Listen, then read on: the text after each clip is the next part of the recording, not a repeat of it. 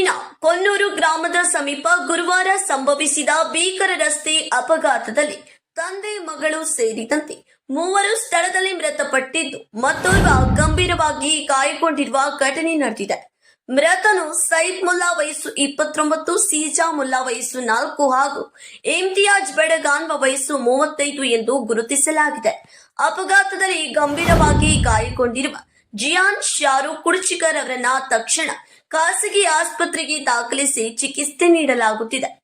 ಹಿಡಕಲ್ನಿಂದ ಗೋಕಾಕ್ದತ್ತ ಸಂಚರಿಸುತ್ತಿದ್ದ bus ಮತ್ತು ಪೋರ್ವಸ್ ಶಾಲೆಯಿಂದ ಕೊನ್ನೂರಿನತ್ತ ತೆರಳುತ್ತಿದ್ದ ಬೈಕ್ ನಡುವೆ ಮುಖಾಮುಖಿ ಡಿಕ್ಕಿ ಸಂಭವಿಸಿದ್ದು, ಡಿಕ್ಕಿಯ ರಭಸಕ್ಕೆ ಬೈಕ್ನಲ್ಲಿದ್ದ ಮೂವರು ಸ್ಥಳದಲ್ಲಿ ಮೃತಪಟ್ಟಿದ್ದಾರೆ ಎಂದು ತಿಳಿದು ಬಂದಿದೆ.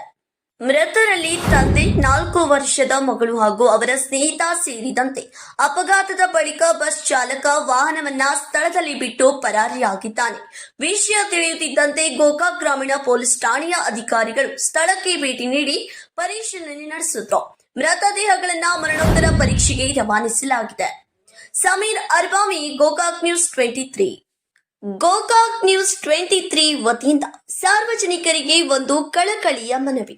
ಇತ್ತೀಚೆಗೆ ಹೆಲ್ಮೆಟ್ ಧರಿಸದೆ ವಾಹನ ಚಲಾಯಿಸಿದ ಪರಿಣಾಮ ಅನೇಕ ಅಪಘಾತಗಳಲ್ಲಿ ಅಮೂಲ್ಯ ಜೀವಗಳು ಬಲಿಯಾಗುತ್ತಿವೆ.